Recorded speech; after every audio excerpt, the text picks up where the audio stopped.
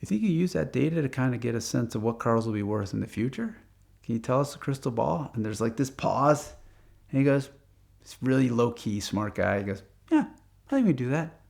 I was like, whoa.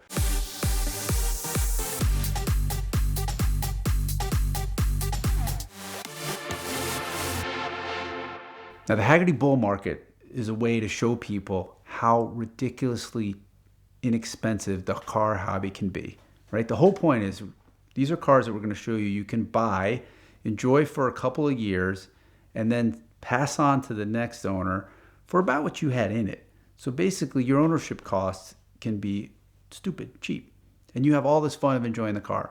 So the reason we started this whole thing was to show people that you don't have to be like a real rabid car person to enjoy the classic car hobby. When it really started was Haggerty has this awesome thing that's called this valuation team. And what they do is they compile all kinds of sales data throughout the year, and they come up with the Haggerty price guide that determines kind of a rough idea of what cars are worth. And they've been doing this for, I want to say, about 20 years. It's a whole team of data scientists, super smart. And when I got to Haggerty about 10 years ago, I was looking for something where that would enable us to have a group of cars in one photo. It's really funny, through all my years at car magazines, even though there's no newsstand sales anymore, what we did know was that whenever there was a bunch of cars on a cover, that cover sold really, really well. And so what I thought was, well, that was a good gauge of interest. So even if magazines aren't on the newsstands as well, there's this whole digital thing, if people like big cars.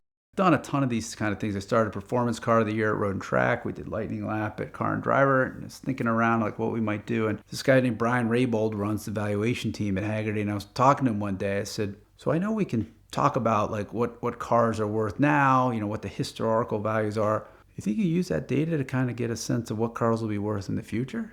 Can you tell us the crystal ball? And there's like this pause, and he goes, this really low key, smart guy. He goes, yeah, I think we do that. I was like, whoa, now we got something powerful. We could tell people stuff like that. And so we did our first one, I want to say it was 9 years ago, and we called it the bull market list. The idea being, like a bull market, things are rising.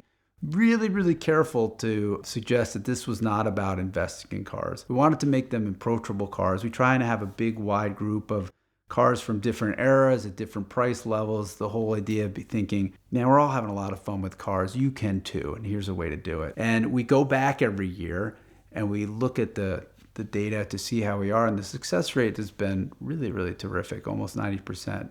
And now some people say like, well, yeah, you could just follow the depreciation curve, and when it bottoms out, that's a bull market car.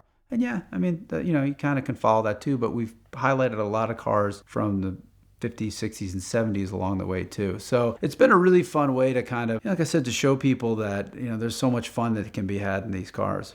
I mean, there are surprises every year. Like when we get the list in the summer and we talk about it, like the LFA, I mean, that car is an incredible car. I remember driving them and loving it, but it just was like, it sounds amazing, kind of one of the best sounding cars, but, it wasn't really that fast, but I didn't realize that people started to appreciate what a finely kind of crafted automobile that is. And so a lot of times stuff gets on the list that has already risen up, and so I think it's already topped out, but our valuation guys say no, there's more room to grow. The Ford GT was one of those. Some cars were really hot and then have depreciated, and now they're fantastic buys. I think it was last year or 2 years ago we had a Jaguar E-Type on there, and that's a fantastic car. The one car that really surprised me, because it was such a fantastic thing to drive, was the XK140. Beautiful, elegant Jaguar convertible with basically the straight six engine that won Le Mans. I mean, kind of amazing car. And then in between, one of the trends that we've seen is more interest in sport utilities and trucks. So we've had Jeep CJs. I think we had a Scout, things like that are super fun. Last year we had a Bronco 2, which, by the way, super hard to find a clean Ford Bronco 2. 2 years ago we had a Countach. We've heard different people say like, oh no, the Countaches get a bad rap. They're really fun to drive. And we had somebody invite us out to Colorado to drive a bunch of Countaches. And we got out there and we find, no, they're pretty hard to drive. I mean, they're finicky, and the clutches burn out and you can't see out of them. And then I drove one and all the controls are really stiff. The shifter's stiff and they don't really fit in them. But man, what a gorgeous car. What a fantastic sound.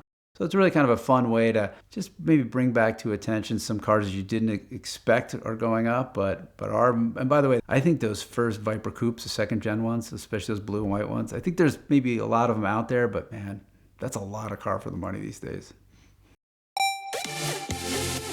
Right now, I want you to click the link in the description below to find your next car on Auto Tempest. Whatever it is you're looking for, Auto Tempest is the most powerful way to shop for your next car. They compile all the results from all the major listing sites into one place, and now they've got a new feature that I love. You can see all of the historical price changes that a car has had since it first showed up for sale online. That gives me more power to be an even shrewder negotiator, understanding exactly how desperate the seller probably is to get rid of this car. So check them out now at the link in the description below to thank them for their ongoing support of VINwiki and find your next car on Auto Tempest.